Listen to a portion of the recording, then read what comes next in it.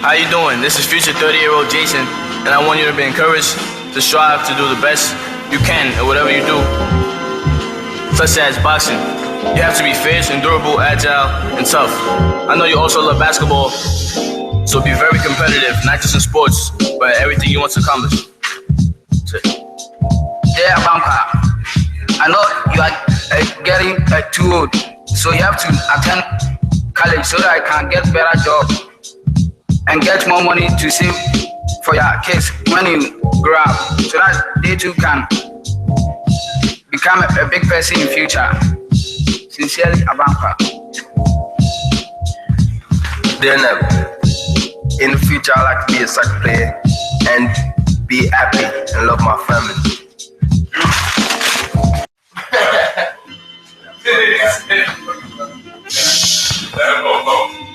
How you doing? This is future 30-year-old Jason, and I want you to be encouraged to strive to do the best you can at whatever you do, such as boxing. You have to be fierce, endurable, agile, and tough. I know you also love basketball, so be very competitive, not just in sports, but everything you want to accomplish. Yeah, Banka. I know you are getting too old, so you have to attend college so that I can get better job and get more money to save.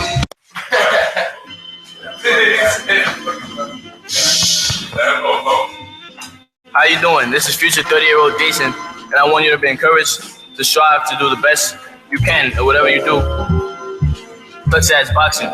You have to be fierce, endurable, agile, and tough. I know you also love basketball, so be very competitive, not just in sports, but everything you want to accomplish. Yeah, Banka. I know you are getting too old, so you have to attend college so that I can get better job and get more money to save for your kids when you grow up, so that they too can become a big person in future. Sincerely, Abanka. Then in the future, I like to be a soccer player and be happy and love my family.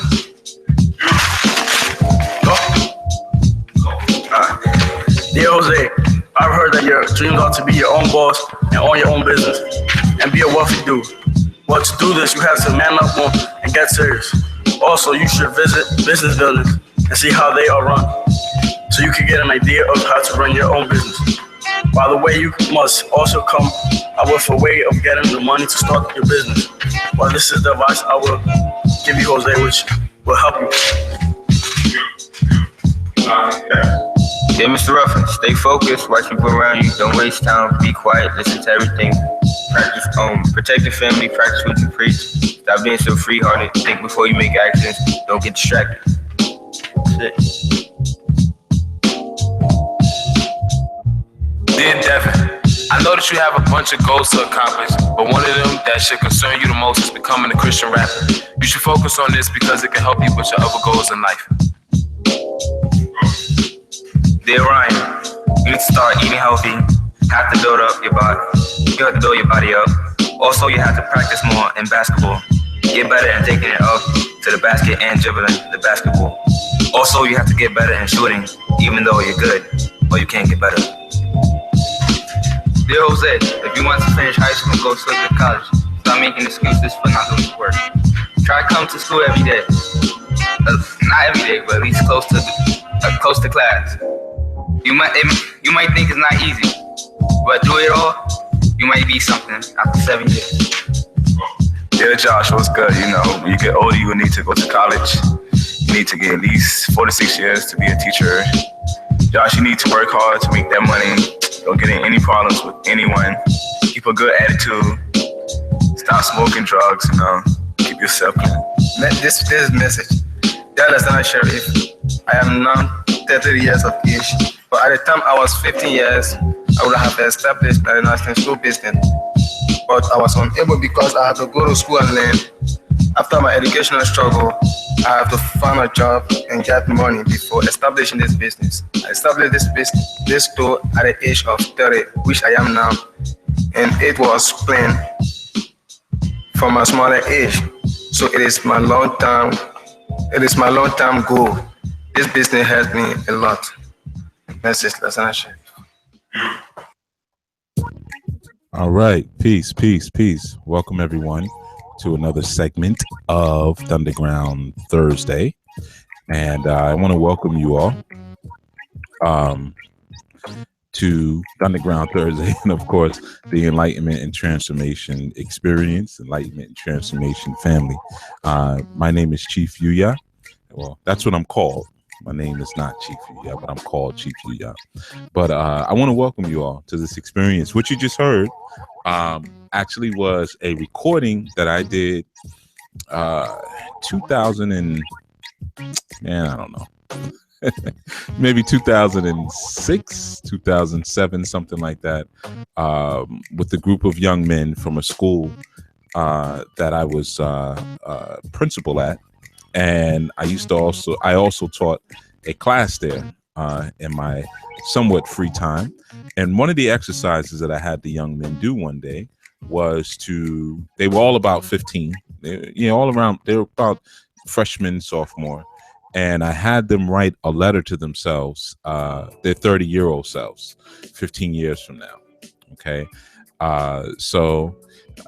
Thinking today, just kind of, vibing a little bit. And I was able to have a conversation actually with one of the young men today, and made me think about it. And I dug up the recording. It's kind of like our time capsule. And I have a lot of different recordings like that of different students that I worked with. That was an all boys school.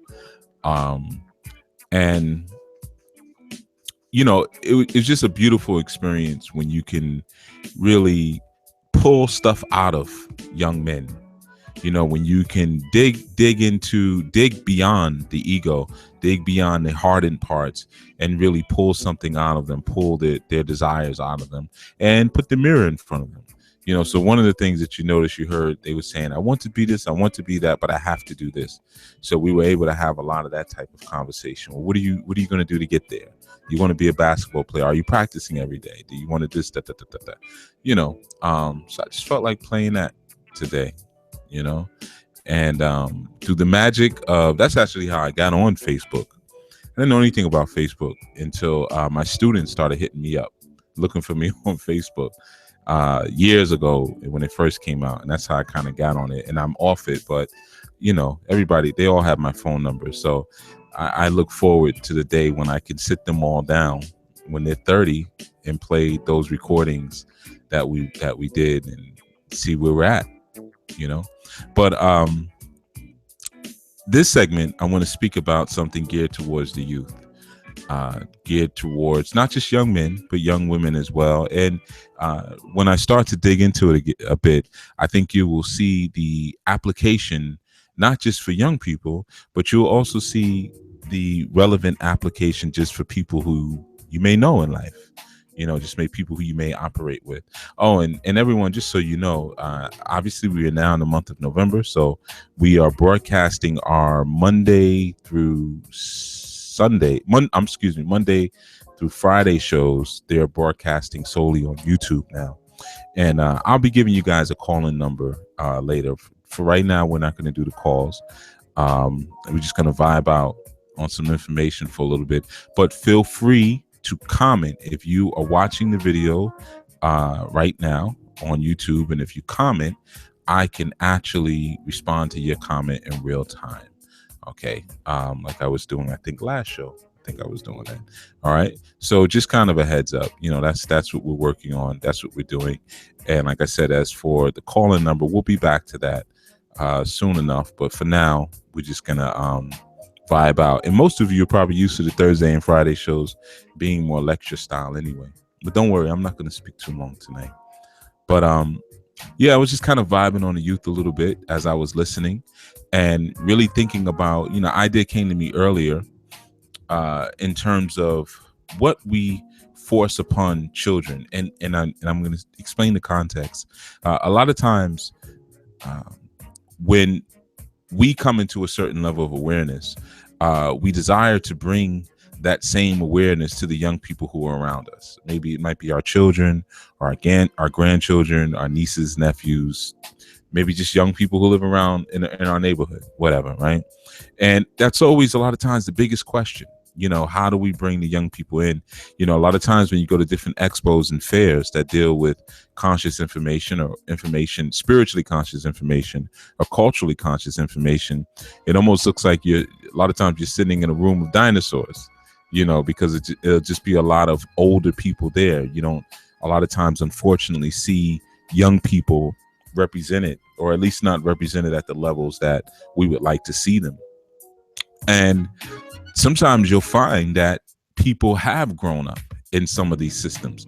People are not totally unaware of conscious information. You got some people who may be half your age, but who have actually had more years in on this. You know, I remember years ago speaking to a young man. I knew his entire family, but his father was very very high. Let's say he had a very prolific career in the cultural community. And this young man, he basically did whatever he wanted. He wasn't involved in anything. And, you know, one day I asked him, I said, you know, you never see yourself taking over your father's legacy or contributing or anything on that level. And he said, he just looked at me and he said, man, he said, the way my father talks to my mother. And then he just shook his head and, like, you know, kind of made a face like, there's no way I'd want to be a part of this. You know, so from that moment, you know, and I know he was opening up to me because no one really knew about that, you know, but he later shared some things with me. And out in public, they looked like a very beautiful family, very beautiful couple. And, you know, everything was in alignment and hunky-dory, right, as they say. But as he shared with me, you know, he just kind of shared that things are not the same way when we get back home, you know. And the number one thing, and I'm going to get right to it before I even explain it. The number one reason why a lot of times you try to raise children in consciousness and they stray away, or you try to bring children into consciousness and they're just not interested whatsoever, is because you're a hypocrite. Hypocrisy is the greatest and number one deterrent to consciousness for other people when they see your hypocritical nature. And sometimes it's difficult for us to admit because a lot of times we start to believe our own hype. You know, so if someone says, oh, you're not really living like that, or little truths come out and things like that, a lot of times it's very hard for us to accept that. It's very hard for us to see ourselves in that way, true or not. You know, so when he said that to me, I never forget, you know, of course, obviously it made me look at his parents a little differently, but, you know, he trusted me enough to share that and know that it wouldn't go anywhere else, which it never did. You know, even now, there's been so many years between that moment and today, you would never be able to piece together who I'm talking about. We're going back maybe 20 something years, you know, 21, 22 years. But a lot of times in consciousness, right, we're trying to bring our children into this. You know, we're trying to speak to the youth and we're trying to find ways to reach them. And I'm going to tell you, I've said it in the earlier shows, I'll say it again. Authenticity is the key. Authenticity is the balm in Gilead. It heals everything. And that's why authenticity is the main thing that will also cause children to stray. You know, whether you're leading them down a path of wickedness or whether you're leading them down a path of divinity, if they feel you're real and you're convicted and you're about whatever you say you're about, they're going to follow you. They're going to follow you. I mean, that's very clear when you just look at the entertainment industry and some of the things that we turn a blind eye to. You know, you have entertainers who, you know, they built their companies on narcotics, selling narcotics to their own community. You turn a blind eye to it, blind eye. You have other people who, you know, get caught on camera peeing on little girls, you know, and having sex with little girls. We turn a blind eye. You know, we're so used to that whole religious, churchical mindset that we hear you saying one thing, but we expect you to do another thing. And as adults, because we're so hardened a lot of time in ego, we can stomach some of that stuff. But children, they're not tolerating 1 minute of that, not 1 second of it. Once they realize that you are not about what you say you're about, once they realize that you're lying, you've lost them forever. You can never get them back after that. Okay, you can't come back and say, yeah, I know you caught me lying, or yeah, I was out in public speaking like this and I came home and I treated you and your mother like this. It just doesn't work. You know, once they're gone, they're gone. So there's a couple of pieces here I'm going to talk about in terms of how we deal with our children a lot of times, and maybe how we can work around it. One of the things we do, like, you know, a lot of us have those stories. Not me, I didn't grow up in church, but a lot of people have stories like, yeah, I remember my grandmother used to drag me to church, or my mother would drag me to church, or people had been baptized. Yeah, I remember they put me in that cold water and things like that. And of course, everyone wonders, because obviously if you're listening to me now, you've probably strayed from all of that. You know, people wonder, well, why didn't it stick? Especially if you take the Christian paradigm, and the Bible says, you know, train a child up in the way it should go, and when it grows old, it should not depart. You know, well, I did that. I trained my child up and they still left. Or I brought my child to lectures and things like that, and I gave them an indigenous name and gave them an indigenous hairstyle, indigenous clothing, blah, blah, blah, blah, blah, blah, blah. And they still left because you force indoctrinated that child. And forced indoctrination is always going to lead to rebellion. So, you know, when you come into a church environment, actually going into the church is just a building. You know, we're so scared of that. You don't have to worry about that. The mosque is just a building. The thing that you have to be concerned about is the forced indoctrination, which is usually what you do before you even get into the building. Oh, you're going to go get saved. You're going to go up there. You're going to take your shahada. You're going to go do that. You see, so you force it on them. So now what happens is that young person associates that forced indoctrination or that false conversion with the world, with what society also attempts to do to that child. I'll give you an example. Let's say you're one of those parents who say, well, I don't do that. I don't force my child to go to church or anything, right? Okay, cool. Do you force your child to go to school every day? Okay. And let's look at this for a second. In most places, if your child doesn't go to school, you all can end up locked up.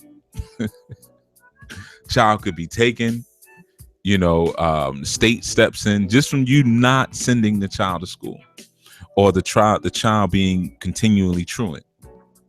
You know, they have officers that come and drive around and pick them up and throw them in the back of vans and things like that, you know, which is a form of forced indoctrination. Okay, so I don't have to go to church, even though you're telling me it's good for me, but I'm forced to go to school, almost like if it's like the military.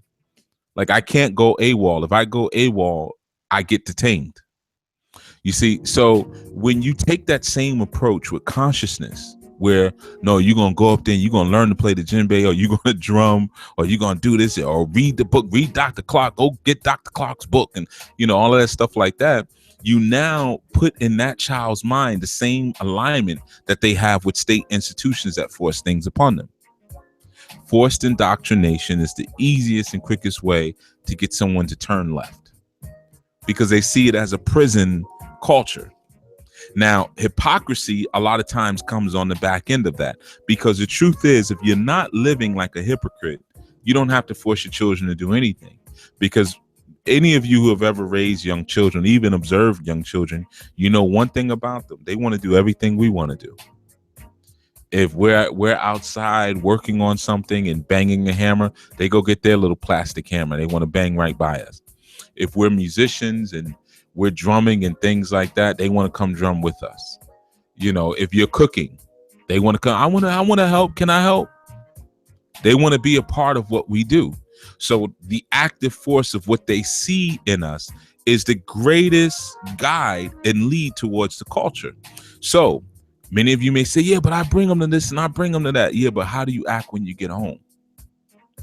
Do they see you as a walking conviction and continual purpose and continual manifestation of the culture and the spirit that you espouse to them? If they don't see that, if they see one sign of hypocrisy, they're out. They're gone. You lost them. Bye. And maybe years from now they'll fall back into it, but I guarantee you whatever they fall back into, it will not be anything that you're doing. Guarantee you, because you've scared them away from that. That even happens sometimes in marriages or any type of union, when the two people may practice something together, or one person may bring someone into the knowledge of something. When there's a breakup, a lot of times the person who was brought in, they go completely the other way. They don't have anything to do with you or your whatever or your culture or your convictions or your ideas. They want to be as far away from that as possible. And 9 times out of 10, I'm gonna tell you why. It's because they witnessed some level of hypocrisy in what it is that you're talking about. Even if you weren't the one who was necessarily the perpetrator of any type of violation within the relationship, at some level they saw you compromise on your convictions and your morals, and you lost them. You know, a lot of times people call into the shows and they say, you know, I want to help the people around me. You know, I want to help my family. I want to try to teach people and bring them into consciousness. And I always say pretty much the same thing, just be an example. And then they get quiet because I know nobody likes that answer. It feels like I didn't really give them an answer when I say that, you know, and I'm just messing with them, but I'm not. The greatest thing you can do is be an example. Why? And I've always said this to you, because the speed of sound is slower than the speed of light. You see, so people will always see, they'll always respond to what they see before they respond to what they hear. Like, that's why we have terms like show and prove. Show it to me, because light moves faster. I'm going to see this first, even in the sense of bringing something into manifestation, to bring something from the ghost realm, right? You know, or we talk about, you know, neutral particles. Well, we'll get maybe particle theory another time. But when you're bringing something from the invisible realm to the physical realm, right? We can look at a basic equation, even though this equation doesn't really work properly because of the variable was not taken into consideration. But you have like Albert Einstein's theory, relativity. You know, you have E equals mc squared. Now that's energy equals mass times the speed of light squared. Okay. Now that's not accurate to the degree, because the only reason they're using the speed of light in that equation is because light is the only unit of measurement that can actually keep up with the universe. Okay, and light doesn't share its speed. You know, like, it's just like if you're running, right? Let's say if you're running and you have an umbrella, right? And you hold the umbrella out, the umbrella will slow you up. So you're sharing some of your force and vigor with that umbrella. But the only thing that light shares its speed with is time. Okay, so this is significant. So even when we say bringing something into manifestation, because E equals mc squared, mass. Okay, mass times speed of light squared equals energy. So to see something energized and moved into a certain direction, light has to be present, or the speed of light has to be present. Okay, so what we see becomes critical in what we become and what we energize ourselves to do. And a lot of times when it comes to young people, I mean, I've seen so many situations where people will drop their, when I used to run a lot of youth programs similar to like the one you just heard. You know, I was at school, but and parents would always just drop their children off. Like, I'm a babysitter. You know, I said, no, you need to be involved, because I'm not going to be here forever. And of course they didn't believe it, but you know, so you're going to have to substantiate what it is that I'm showing them. They need to see that light in perpetual motion. When they get back home, you have to substantiate this culture, because to energize something, you have to combine that light aspect with it. It's very important. And that's how you sustain it. And I'll show you how. I mean, if we could take something again from that same, from still dealing with particle theory for a second, right? So particle theory espouses, and really Albert Einstein said this, you know, they always act like Einstein was the last mind, the last great mind that ever came. And it was just that he had a different type of brain. Literally, his actual brain was shaped differently than the average human. He had a node on the top of his head. I'm trying to remember the name of that region again, and it was larger on the left side than most other people's. A lot of people have that node. They find that children who study string instruments at young ages, they develop that, or if they or children who study piano as well, they'll develop that node even in a greater sense. Okay, so that's why a lot of times you find with certain people, they'll have their children take like violin lessons. They don't tell you why, but that's the secret. That's what it is. Secrets of the wealthy, right? It's because it develops a certain part of the brain. Okay. But anyway, so one of his other theories was that, you have this substance known as time, right? And time can be mutated to a very small degree, but it can be mutated. Just like the speed of light fluctuates. The speed of light only fluctuates, between 1 and 137. So 1, if we look at it in fractional form, it'd be 1 over 137. So it's obviously it's very, very slight. 1/137th of a measurement. But nonetheless, it's a fluctuation. So that means we know that it's not a constant. Okay. But the theory goes that when something is moving at the speed of light, that it bends the space-time continuum, meaning that when something is moving at the speed of light, time freezes for that particular object. Okay. Makes sense.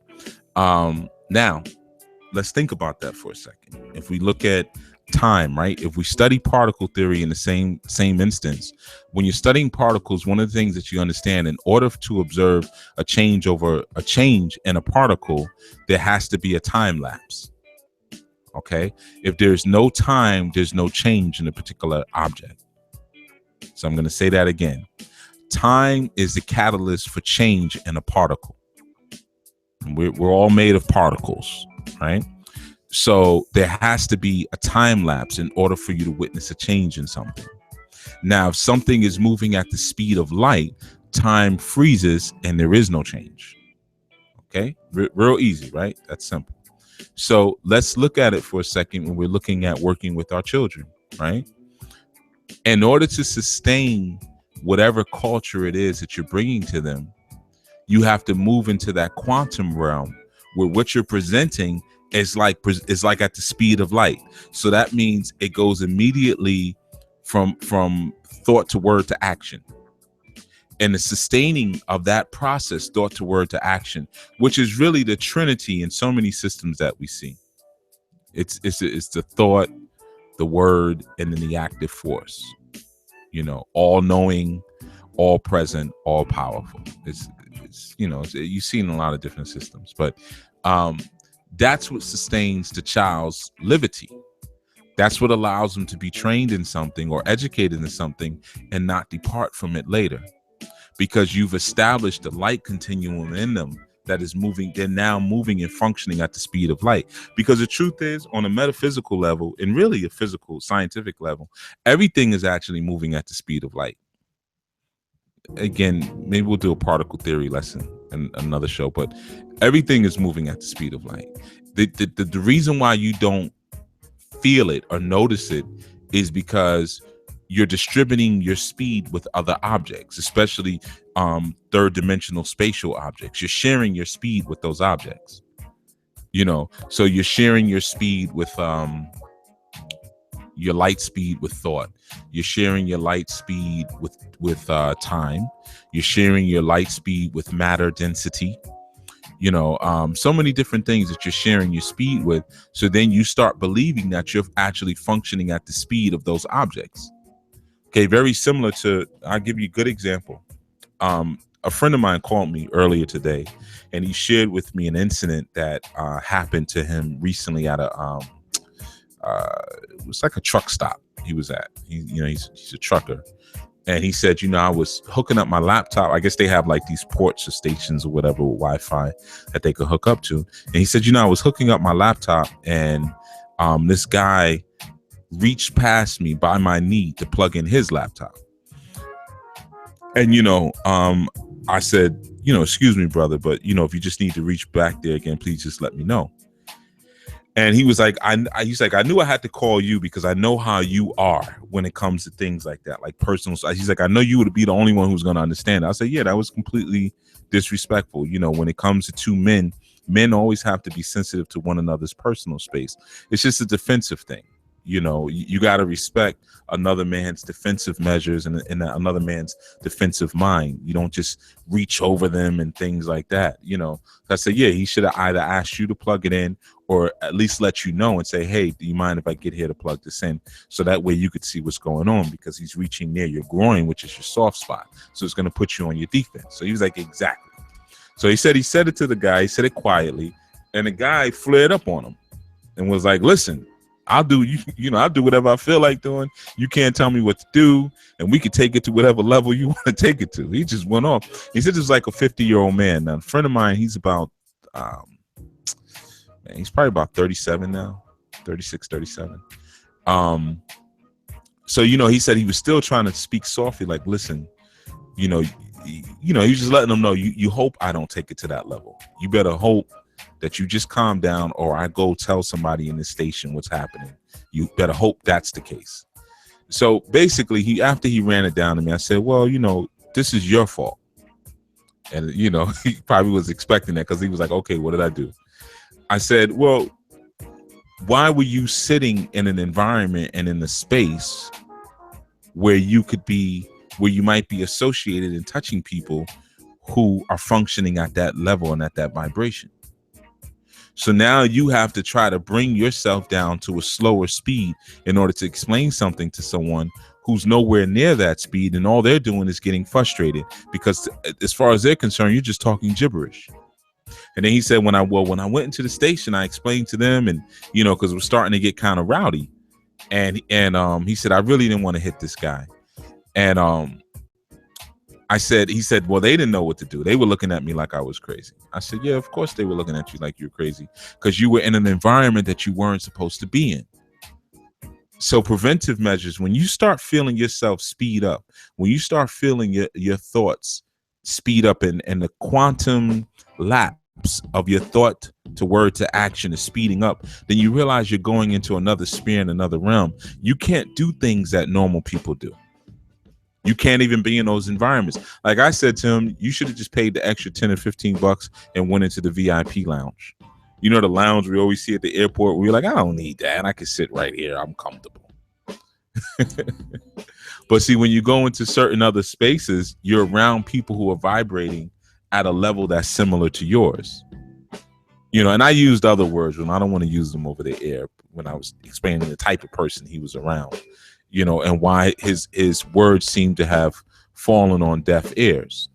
So it's the same thing again when we're dealing with our kin and when we're dealing with our family. Once they see us drop down to a certain level and we're not maintaining that speed of light continuum and accepting that the only thing that we're riding on, the only thing that we're sharing our speed force or our light force with is time. Once they see that we're sharing our light with other people who don't deserve, who are not moving at that level, or other people who are vampirical, other people who are parasitical, they start to see us as hypocrites. Because why would you do that? Why would you share me or my light with something that is beneath us? Why would you tell me I don't have to go to church, but you force me to go to a public school? I'm your light. Why would you share your light with something that's moving slower? You see, this is how we lose them. So then we'll say, well, no, I go into school and I talk to them. I talk to the principals and I'm trying to get a program. And say, yeah, you're sharing light with people who could never understand it anyway. And this is how you're losing your children, because you've become a hypocrite. Now, understand that time fluctuation, mass fluctuation, and light fluctuation is where we see the change. Again, in order for times, there must be change. In order for change, there must be time, excuse me. So in order for there to be change, there has to be time. So you have to implant what it is that you're implanting in your children, keep implanting it, and wait. Wait for the time lapse. And that's sometimes that's where we lose it, because sometimes that's where our lack of stamina rears its ugly head. We don't want to wait. You know, we want to present things to them and step away, not realizing that that light has to be constant. Energy equals mass times the speed of light squared. Again, the formula's off. You know, they don't talk about it much.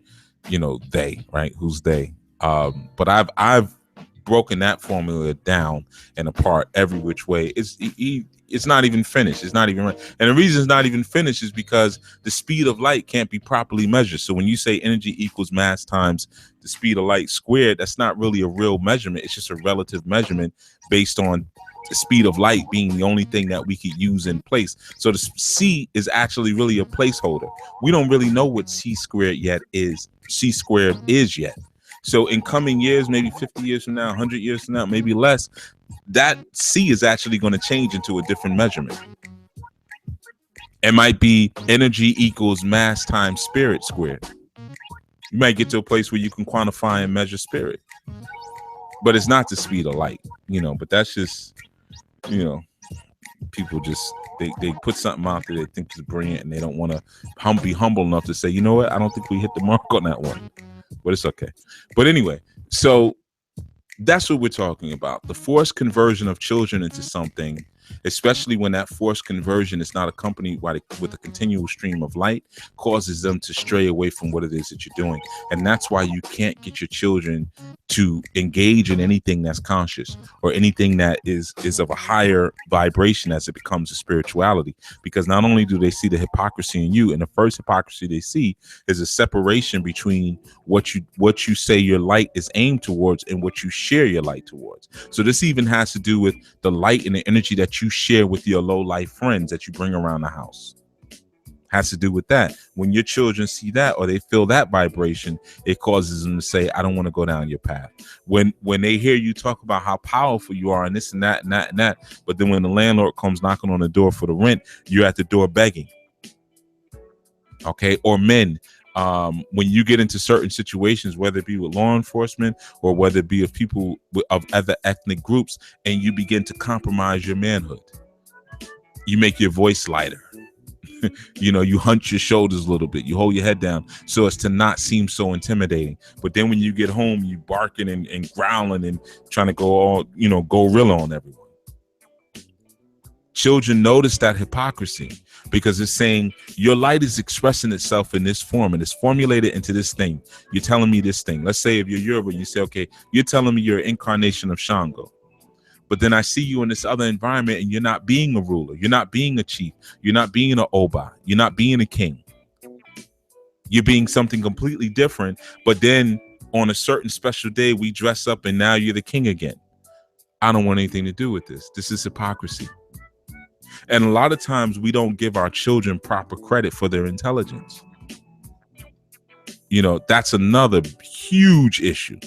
So we'll do stuff like this and we'll never, ever imagine that they're looking right through you and they're disgusted. We don't challenge them at the level that is really respectful of who and what they are. You know, you got to challenge them way beyond where you're at, because you got to remember, if light continues to move forward, technically your children are more advanced and more developed than what you are. So wherever you were at 10 or 15 or whatever like that, you know, you got to say, okay, I was here at 15, so I'm going to place where I was at 15 on maybe my 8 or 9-year-old child.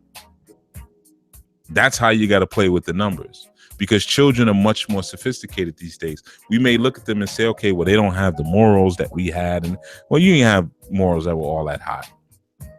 You know, you were still doing bad stuff, but everything, you know, right now the light is slowing down because it's becoming more dense. That side of the equation is energy moving into mass times the speed of light squared, when really we should be moving back the other way. Light multiplied by mass, right, should be moving into a higher energy vibration. Light is your spiritual self. It's your knowledge. Light is the man.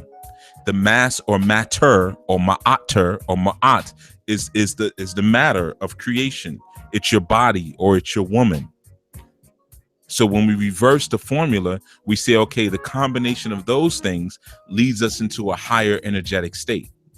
Whether energy can be destroyed or created, which I don't feel that that's actually a totally accurate statement. I just think that people don't know how to create energy, because there's something that does exist before energy. There has to be. In order for something to have been created, there has to have been something that existed before it that was eternal.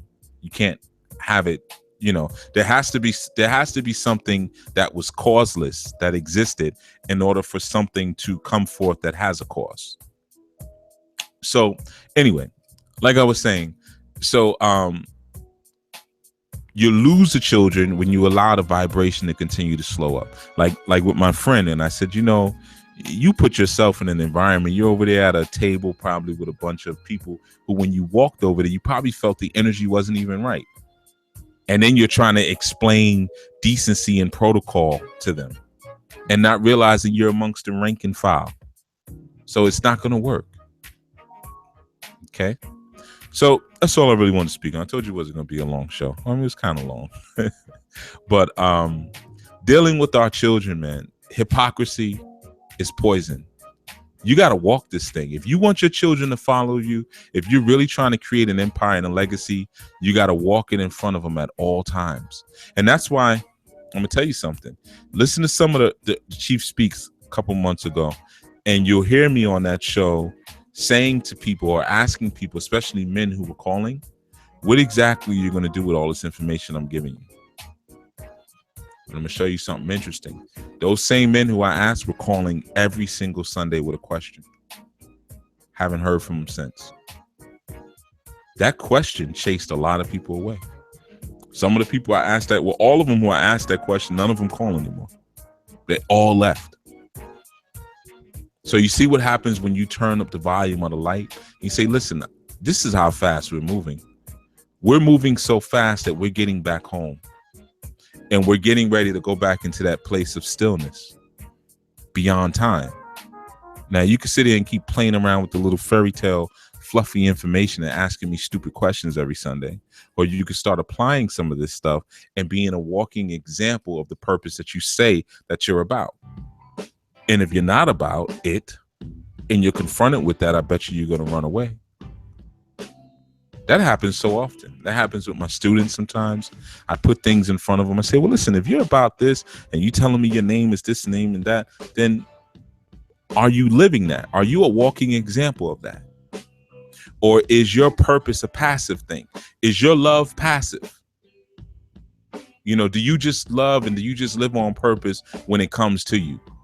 Well, yeah, if somebody, comes to me and asks me a question of this, or are you every day walking and moving out there, actively building towards your purpose and actively loving, actively conjoining yourself again with the higher forces of the planet and the higher forces of the cosmos? Or are you just waiting for this great day to happen when this wonderful purpose all of a sudden just falls out of the sky onto your shoulders? Now, all of a sudden, you'll have all of this respect and love for the people who walk right next to you.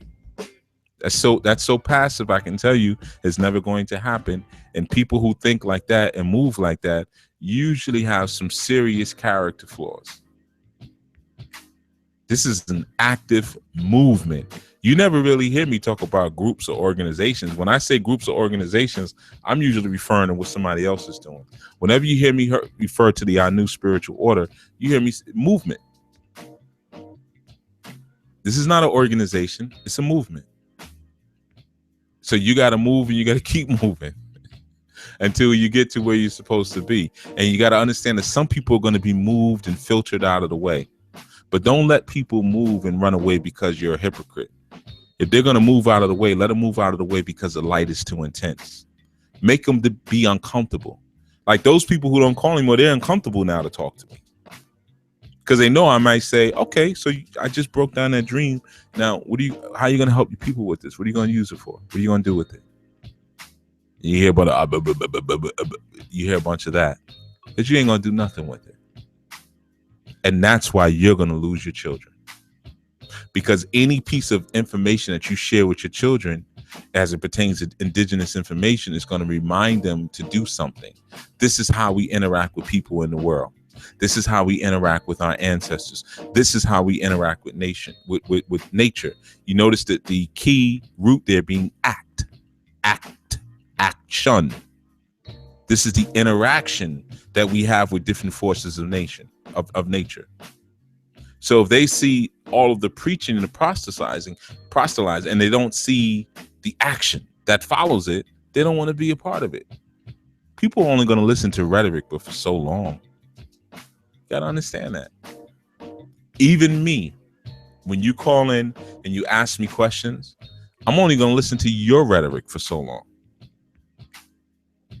I'm only going to listen to you asking me pointless questions, but for so long, before I say, okay, you know what? We're not going to take any questions. We're just going to do this Thunderground Thursday, and I'm just going to speak. Because you're not doing anything with it. And those of you who are doing stuff with it, you don't ask that many questions because you're busy doing. Now, I understand there's always newbies. We just talked about that Sunday, and I respect it. The newbies need help. The newbies need their questions answered. And I know which newbies are asking the questions and doing something, and the ones who are just asking just to be asking. And you got to understand, when you encounter someone who's authentic and is bringing you pure light, if you're a newbie, that means you only caught them at a bend. Remember, I told you that the speed of light fluctuates. So you caught them at a slow moment, but they're going to pick back up. And you better be ready to run with them or they're going to leave you. So interaction, action is important. All right. That has been our Thunderground Thursday. I will be right back tomorrow evening, 9 p.m. Eastern. Make sure you comment, subscribe, share, all of that good stuff. We're at Enlightenment and Transformation TV. So that's youtube.com/Enlightenment and Transformation TV. Make sure you hit that subscribe button and all that other stuff. Because now that, you know, Chief Speaks will still be on Sundays. It'll still be on Blog Talk for now. But like I said, we're using the YouTube for now for the comments and everything. That's what I'm using to answer questions. And I did see some questions that were posted in some of the earlier videos, which I'll be answering tomorrow. Tomorrow, I'm going to be talking about the spiritual system known as Candomblé. All right. So last strong, we spoke about spiritual Baptists, or really Shango Baptists, and then we clarified that. Now we'll be talking about Candomblé. All right. So, you know, we need it all. We need spiritual information. We need the active information. We need the money information, you know, and we need the reviews on what it is that we're doing and the tightening up of things. Also, remember the alchemy webinar is coming up on the 11th. Alchemy webinar. Okay. You want to get in on that, especially. I know a lot of people, you know, are probably still inundated from the last. I know you're still walking around in the days from the last two webinars that Sister Kim did, because there was a lot of information that she shared, and hopefully you all took the notes that you're supposed to. You were studious and not trying to listen to the webinar while you were driving home in traffic, like some of you were doing. But there was a lot of information. And when you're really about this and you're really a student, man, you know, you got to be ready to take it in when it comes, because it may not always be there, you know, but we'll be rounding out the year with the alchemy piece. Okay, so you want to make sure you sign up for that, because it actually pulls in the information from the other two and makes it make more sense to you. So this is where we get into the action, the application, what happens when these different elements and forces come in contact with each other, and how is that represented in different spiritual systems. See, that's always important to know, because a lot of times when we're doing spiritual work, you know, we don't know, you know, you may say, okay, I'm doing a ritual to this person, or for this. You may say, okay, I'm doing a ritual for money. I'm gonna go to Oshun. Says who? And based on your financial situation or your wealth situation or what you're appealing for, who else should you go to? What other angles should you hit, based on knowing how different energies interact with one another? See, that's the alchemy of bringing things together in order to produce a different product. That's that golden, that yellow brick road. Remember in The Wiz, ease on down the road.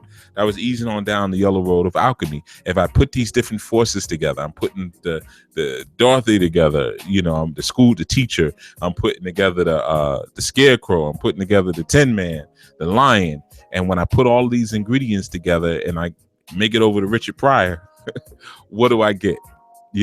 So it's learning what elements to combine in order to produce the elixirs and the purifiers that you need in your life. Okay, so it's an excellent webinar closing the year out because obviously I'm going to do a New Year's a financial New Year's reading, but when you come into that new financial year, we're coming into Q1. You want to make sure that your house is in order. And we spoke about, I'm not going to break that back down again. I broke that down on the House Is Not a Home show, what it means to really get your house in order. All right. So webinars like that, that's a part of it, getting your house in order. And I'm pleased that we will be doing monthly webinars. A lot of the format is changing, and 2016 is going to see some very interesting things for our new order. Now is the time to be a part of what we're doing, especially if you want to take action and you don't know what to do, and I'm not going to fault you for that. There's a lot of stuff to get done. And I know a lot of you have a heart to do things and you just don't know where to express your light. So you end up sharing it with people who don't appreciate it, So we're working on things and opportunities where people can get more involved, people who want to be involved and really express what it is that their purpose is. The first thing you got to know about me as a chief Jegna, I am a destroyer. Okay, so I clear the way for people to come and do what they say they do. And that's one of the biggest challenges we have a lot of times, is just clearing the space and clearing the way so we can do what we say we do. Some people are good at building, some people are good at destroying. I'm an excellent destroyer. I put myself up there with Conan and the rest of them, but you need that destruction to come through, like that Kali. That's what we're going through now, the Kali Yuga era. You need that Kali to come through and just clean, sweep everything. Boom. And then now the air is nice and fresh now. The air is after a storm, smells good and everything. And now we can plant, we can do things we want to do. Everything has been turned up and toiled and it's nice and fertile. And that's all I've been doing for years. We talk about what happens over time. I've been doing this a very long time. Very, very long time. And I'm seeing the changes that I want to see, but some of the stuff is slow. Some of it is very slow, but as long as I keep bringing forth that pure light and I'm respecting the transition of time that my physical corporeal body is a slave to, then I can move mountains. And you can too. I wouldn't lie to you, and I'm not up here preaching. All right, I'm teaching. So I will speak to you all tomorrow for Foundational Friday. And like I said, if you haven't signed up for the webinar, make sure you do that. And if you're not a student of the Sadulu House, join up, get involved. Come on, let's go. You don't have to always ask me questions about the basics. Come learn the basics. Read Grasping the Root of Divine Power. Read Solutions for Dysfunctional Family Relationships. Read Shrine and Altar. And especially for you men and women, mainly you women who are having trouble sometimes organizing your thoughts, or you find that whenever you try to have a reasoning session with a man or a woman and it just turns into an argument and you're not wearing your hair natural, get natural hair for young women. I had to tell a woman that recently.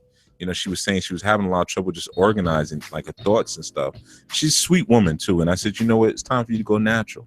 And I don't always have those conversations with people because I'm like, whether you natural or not, if you come in to learn, just come on and learn.